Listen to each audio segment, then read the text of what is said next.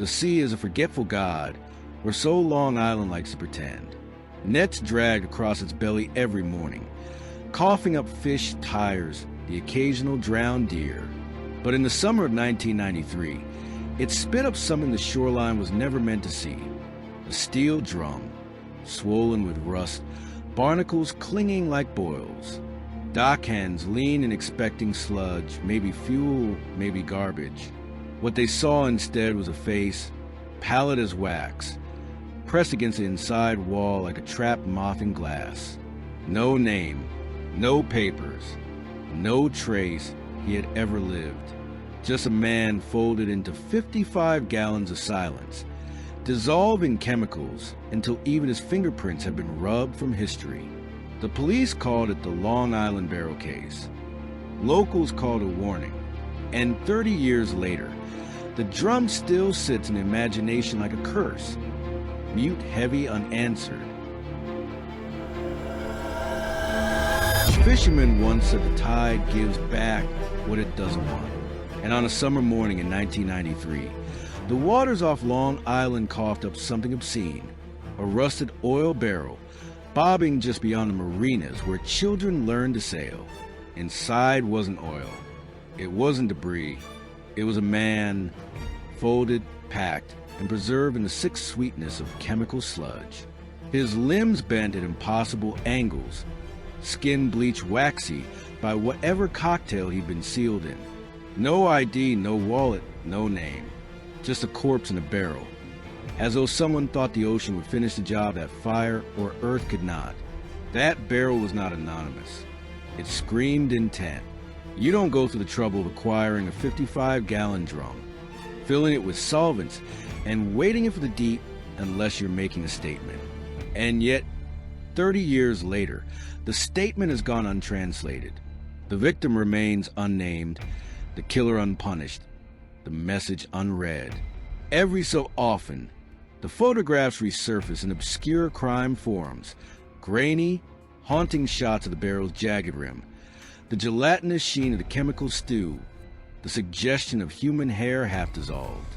Commenters whisper theories, mob dumping grounds, drug rivalries, or a serial predator experimenting with industrial art. The police who first cracked open that barrel recoiled. Their notes read less like law enforcement documentation and more like fragment of horror literature. Contents resemble wax mannequin, chemical odor overpowering, identity obliterated. They didn't find fingerprints. They barely found teeth. It was as though the barrel wasn't just a container, but an eraser. And yet, the erasure failed. Because here we are, still speaking of it, still clawing at the edges of the drum like it holds the truth about human cruelty itself. The Long Island barrel murder was not the only case of its kind, but it is the one that refuses to decompose. Whoever was inside, whatever they knew, whatever they represented, the world has not been allowed to forget. You can picture it, can't you? A fisherman pulling in his net, expecting bass or bluefish, and instead snagging a metal cylinder coated in barnacles. The sound of it rolling onto the dock, heavy with a secret no one wanted. And then the first glimpse inside, that split second where you realize you are no longer in the realm of the living, but of something else entirely. Something designed. The question lingers like salt in the air. Who was meant to disappear inside that barrel?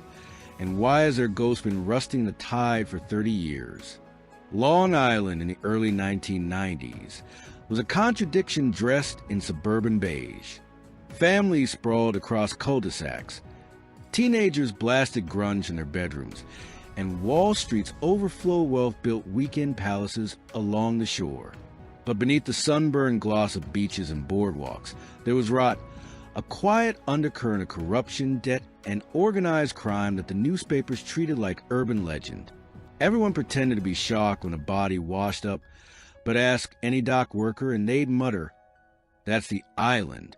Things sink here." The fishing villages smelled of diesel and low tide, their marinas filled with men who worked at dawn and drank by noon. The inland towns were filled with strip malls and shuttered video stores, lingering relics of the 80s boom. Drugs threaded through high schools like contraband currency. Cocaine came into the ports like seafood. And police departments, bloated with budget cuts, had the uncanny habit of looking the other way until the stink became impossible to ignore. This was not the Long Island of postcards. This was the Long Island of basements with padlocks, of half-buried barrels and marshlands, of whispered connections between waste disposal companies and crime families who treated the shoreline like a filing cabinet for the inconvenient. If New York City was a glittering stage, Long Island was the damp backstage, where props and bodies were shoved when no one was supposed to see them. The early 90s also carried the paranoia of transition. The Cold War had just ended, but every newspaper headline reminded you that violence had merely changed uniforms. Drug cartels expanding distribution, mob trials shake unions, bodies linked to organized crime. The word barrel itself carried a dark resonance. It wasn't just an object, it was code. Detectives muttered it like a curse. Barrel jobs meant professional, deliberate, designed for disappearance. And then there was the geography, the Atlantic itself. Long Island stretched like a crooked finger into the ocean, surrounded by salt marshes, estuaries, and deep channels perfect for hiding what you didn't want found.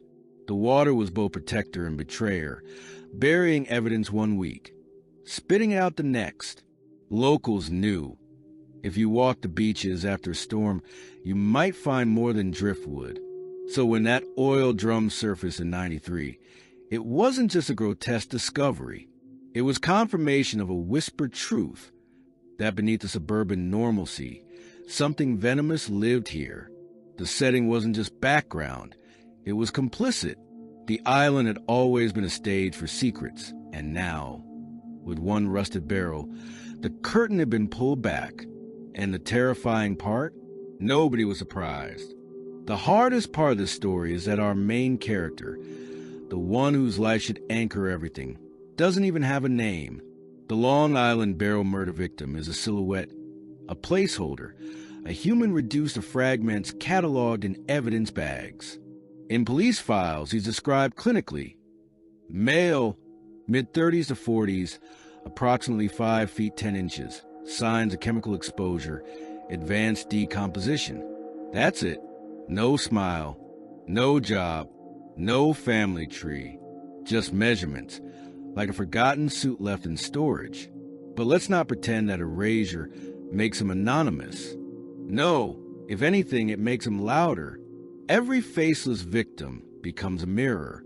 He could have been a guy fixing your roof, or the bartender who remembered your order, or the man who sat 3 rows behind you in high school and never made a sound. And now he's locked in a barrel like trash, as if his whole existence was a clerical error. When investigators pulled the body out, they found traces of clothing too corroded to identify. Fragment of fabric melted by solvents. There were no tattoos, no surgical scars, no dental records that matched databases at the time. He was, quite literally, a ghost in the system. And yet, there's a strange intimacy in studying what little they did recover. The jawline that hinted at once strong features.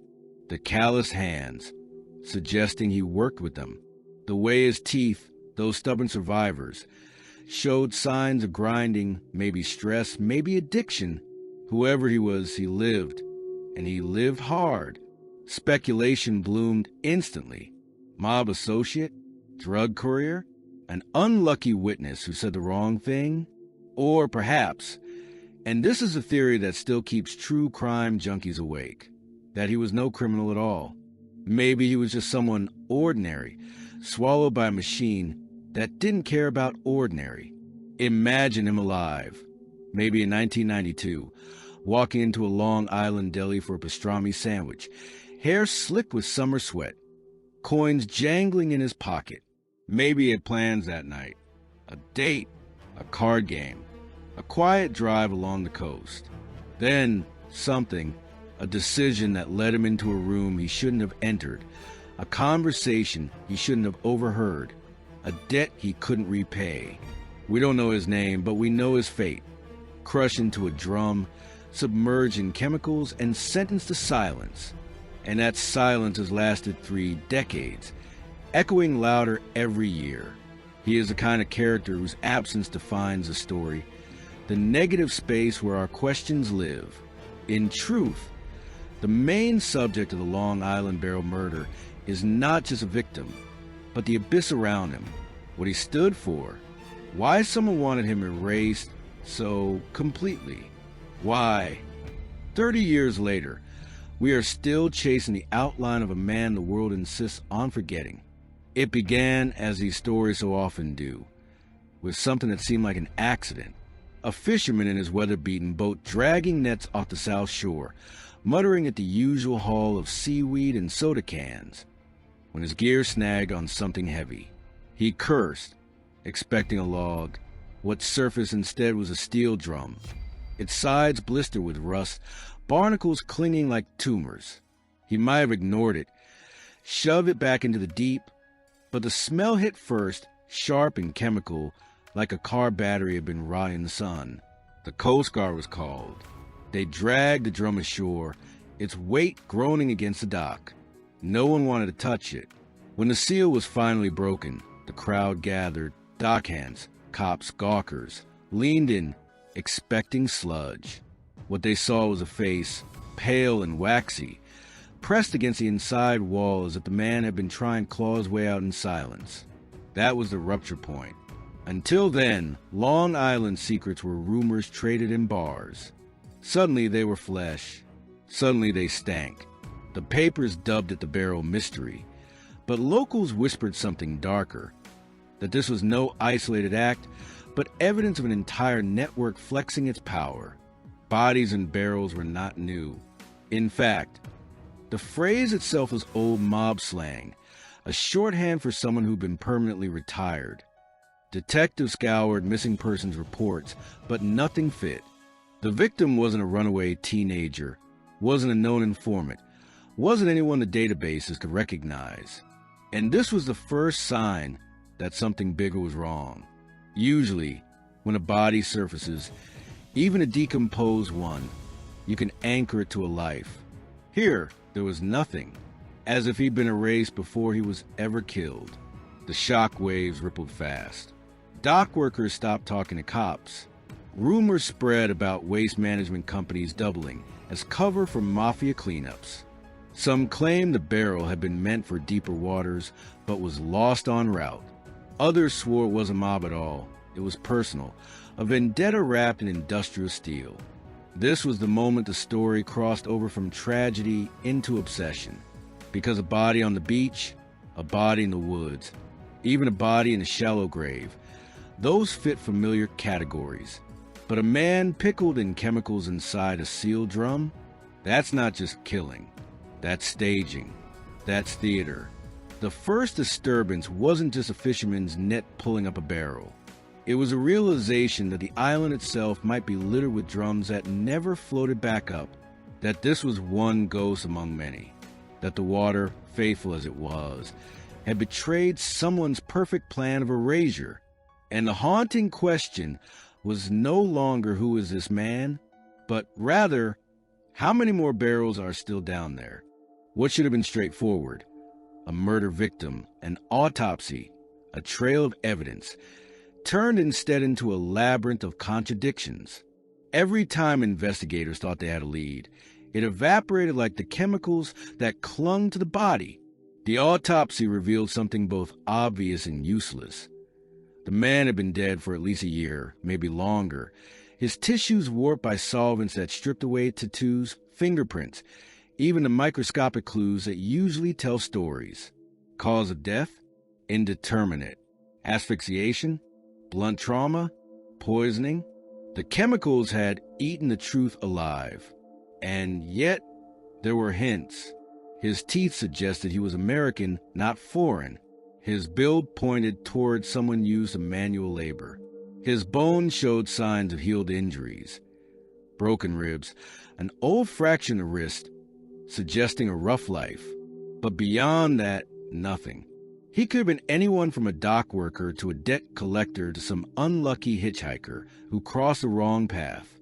The contradictions piled up. Detectives canvassed the marinas, asking if anyone had seen suspicious activity, but the fishermen shrugged. Barrels were everywhere. Oil, bait, chemicals, trash. Barrels rolled off trucks daily. Who could tell which one contained death? They tracked purchase records for industrial drums, but they were sold by the thousands. It was like trying to trace a single grain of sand on the beach. Then came the theories. One camp was certain: mafia hit. The barrel method was too deliberate, too professional. This wasn't rage. It was procedure. But others noted something off. The job was sloppy. The drum wasn't weighted properly, which is why it drifted back to shore. Professionals don't make amateur mistakes. So maybe it wasn't mob after all. Maybe it was personal, but someone copied the mafia's signature to send a message. Even stranger, there were whispers of other barrels. Retired cops mutter about unconfirmed sightings. Drums buried in landfills, drums sunk in marshes, barrels pulled up by trawlers and quietly disposed of before questions could be asked. It was urban legend, or maybe a buried truth, that Long Island was littered with these chemical coffins, each containing another erased soul. The public grew fascinated, then paranoid. Newspaper columns framed it as a symptom of larger decay. If a man can vanish into a barrel on Long Island, what else is being hidden here? Call-in radio shows buzz with callers speculating. Was it a drug mule gone wrong? A witness silenced? Or worse, a serial predator hiding behind industrial camouflage? The deeper the mystery sank, the more it transformed. This wasn't just a murder anymore. It was a riddle about identity, erasure, and the terrifying possibility that the victim's story was deliberately designed never to be told. And yet, as every detective scribbled in their notebooks, one thing was undeniable. Whoever placed that man in a barrel wanted him to disappear forever. The fact we're still talking about him suggests their plan failed, but only halfway. The investigation dragged itself forward like a wounded animal. Detectives from Nassau and Suffolk counties were pulled in. Forensic pathologists tried to work miracles. And the FBI was quietly asked for help, though no one wanted to admit how little they had. They sifted through landfill reports, cross-checked missing persons with dental records, and even sent chemical samples to labs hoping to identify the solvent used. The result? A lot of dead ends, and a sense that someone had engineered the crime with the exact purpose of creating dead ends. Theories split the room like fault lines. Some detectives swore it was mob work, pointing to the barrel job history in New York's underworld. In the 1970s and 80s, several mafia crews used barrels as their signature, sometimes storing bodies in warehouses, sometimes dumping them at sea. The chemicals preserved the corpse but obliterated identifiers, turning the victim into a generic warning. The message wasn't meant for police. It was meant for anyone thinking of betrayal. This is you, if you cross us. But skeptics weren't convinced.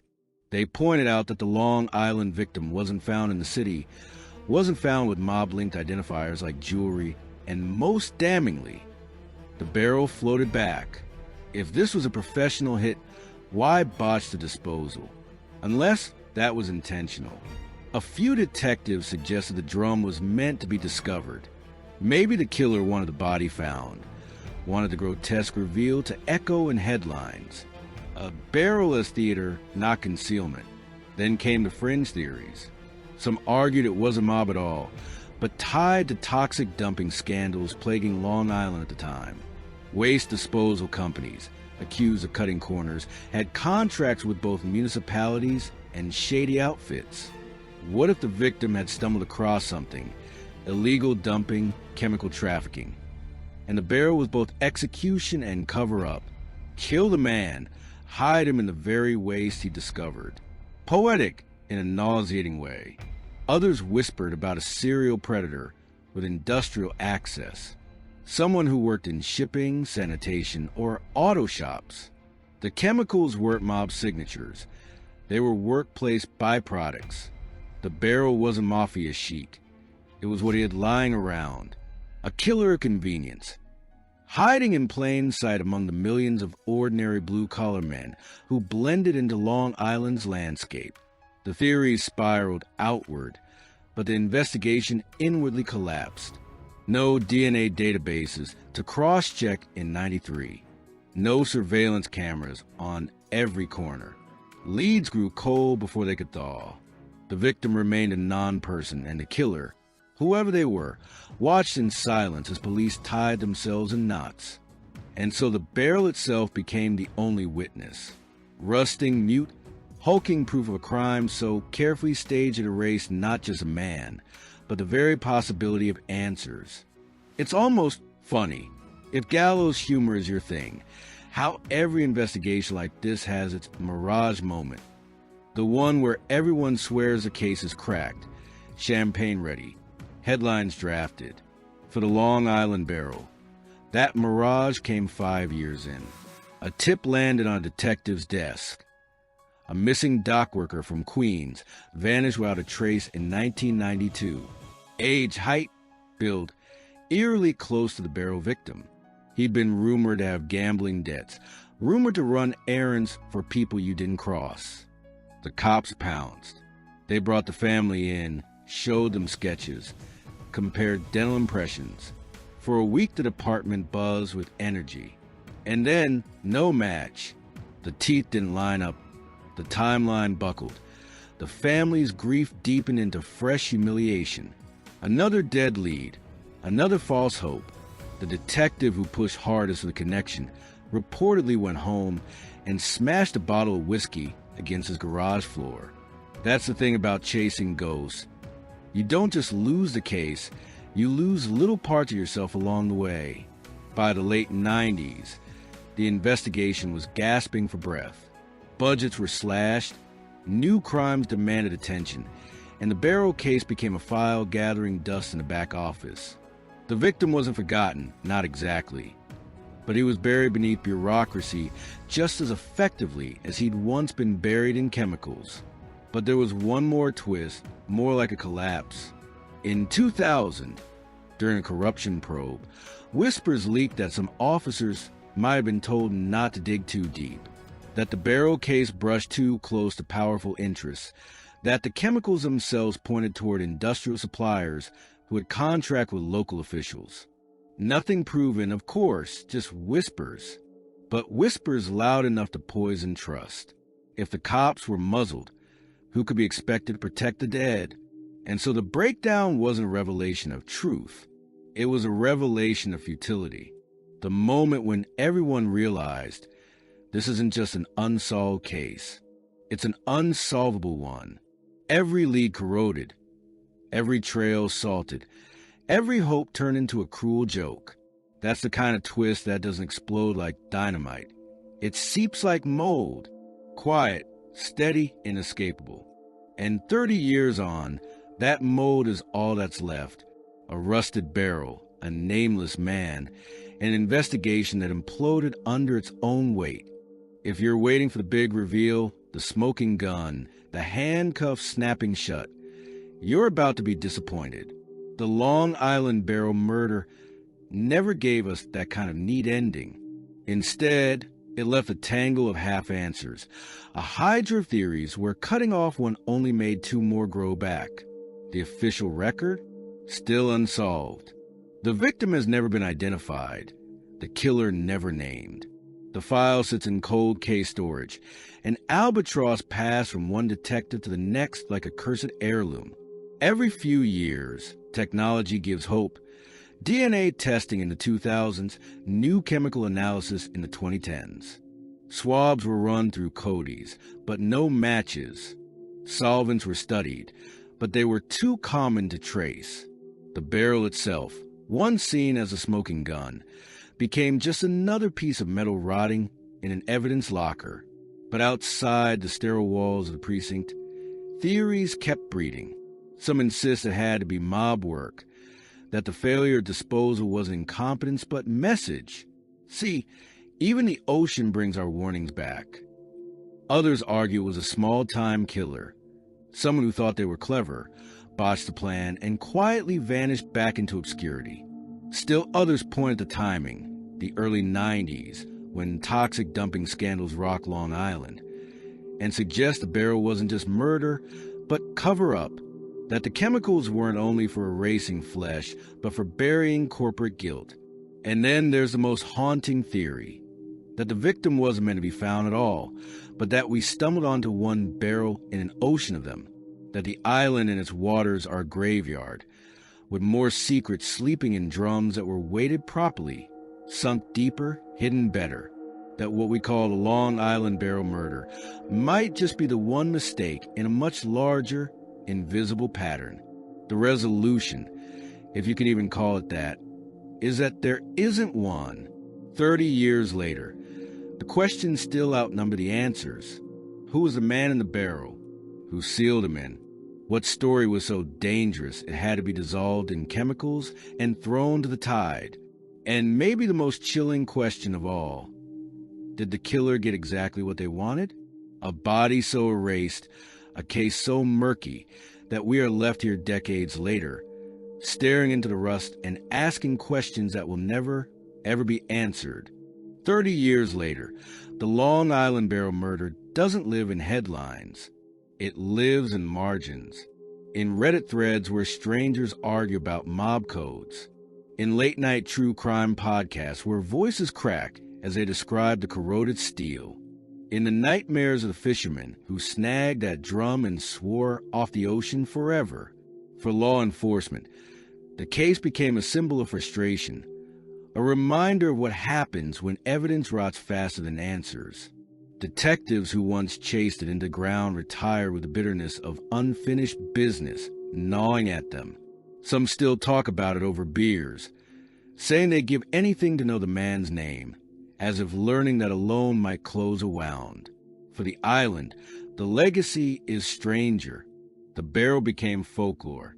Parents warned kids about wandering near the marshes, whispering about other drums lurking in the muck. Urban legends mushroomed. Teenagers dare each other go barrel hunting. Ghost tours spun stories about chemical coffins beneath the waves.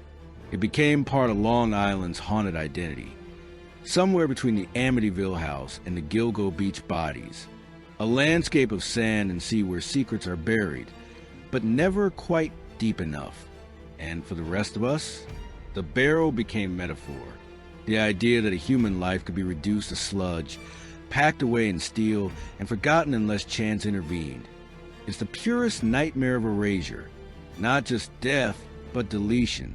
The thing you fear when you think of vanishing without a trace, that someone will throw you into a drum and roll you off a dock, and the world will go on as if you were never here. That's why the case lingers, not as a headline, but as a ghost story told in different languages. Every time someone says, this body was found in a barrel, it isn't just a fact. It's shorthand for annihilation, for the way systems fail, for the fact that sometimes the only thing left of you is a rusting cage pulled out of the tide. The aftermath isn't justice. It isn't closure. It's a rusted drum sitting in an evidence room, leaking silence. And yet, paradoxically, that silence has become its legacy. The barrel refused to disappear. The tide gave it back. The island couldn't bury it. And so it endures, half forgotten, half myth, wholly unresolved.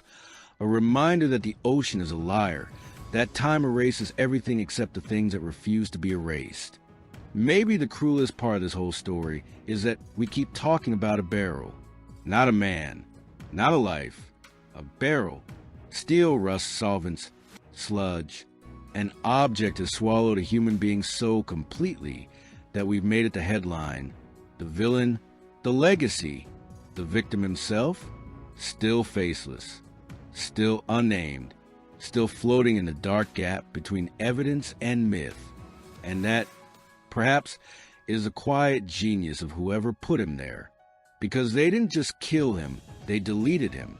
They turned his body into a riddle unsolvable by time, science, or memory. They knew what chemicals do to flesh, what salt water does to steel, what bureaucracy does to unsolved cases. They built a perfect eraser, rolled it into the tide, and trusted the ocean to do the rest. But the ocean betrayed them. The barrel bobbed back like a confession no one asked for. And we, decades later, are still staring at it, still clawing at its edges, still wondering. What story was so dangerous that it had to be dissolved in acid and sealed in silence? It's tempting to imagine a moral here.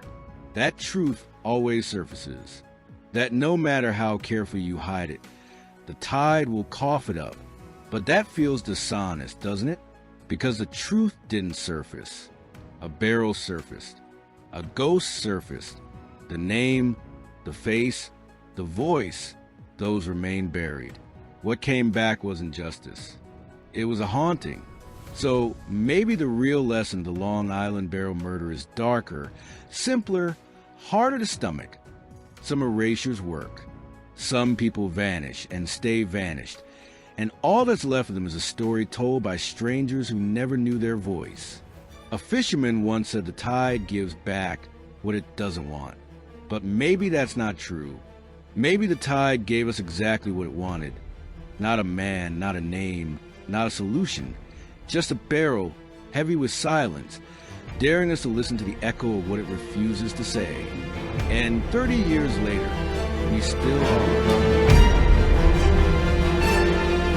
Hello everyone, and thank you so much for listening. As usual, please leave any comments or feedback you may have, and I hope to see you all again in the next case.